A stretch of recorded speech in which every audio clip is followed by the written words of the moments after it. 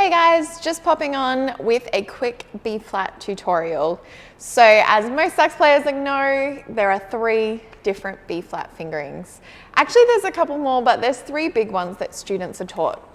There's the 2 fingers with the bottom side key. There's the bis fingering, which is where the first finger goes across both of those 2 buttons there. And then there's the 1 and 1, the first finger in each hand.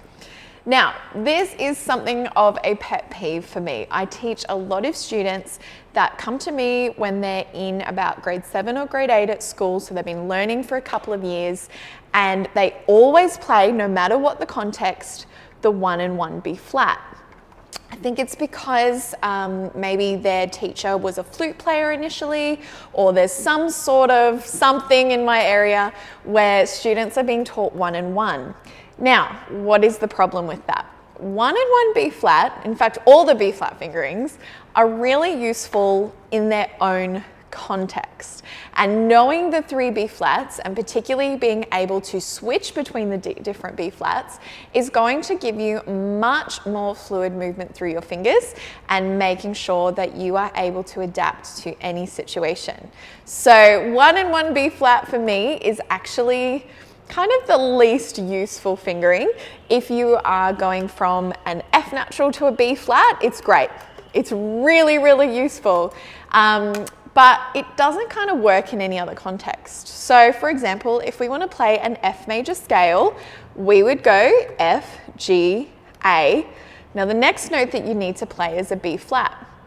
If you're going to 1 and 1, suddenly you're going from really simple 1 finger at a time motion to alternating hands. And then from there, alternating hands to C. It's bringing the right hand back into the equation when it doesn't need to be there. And I've yet to hear students that come to me around that age that can really, really smoothly play an F major scale without little blips or blops or little fingering issues sneaking in. So which B flat is better? Well, personally, I really like to use the bis fingering when I'm playing in flat keys.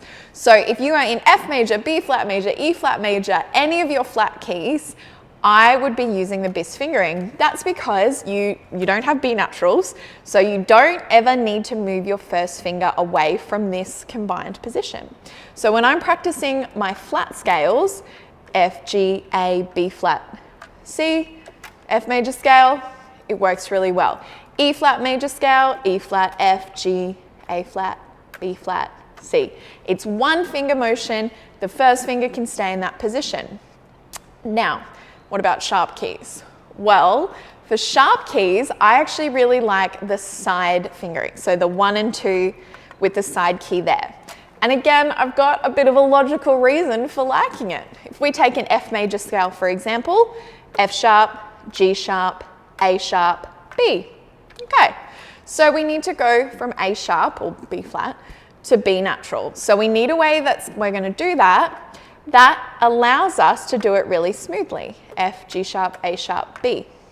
So again, we're only bringing in this side key when we need it, and then we go to the B natural.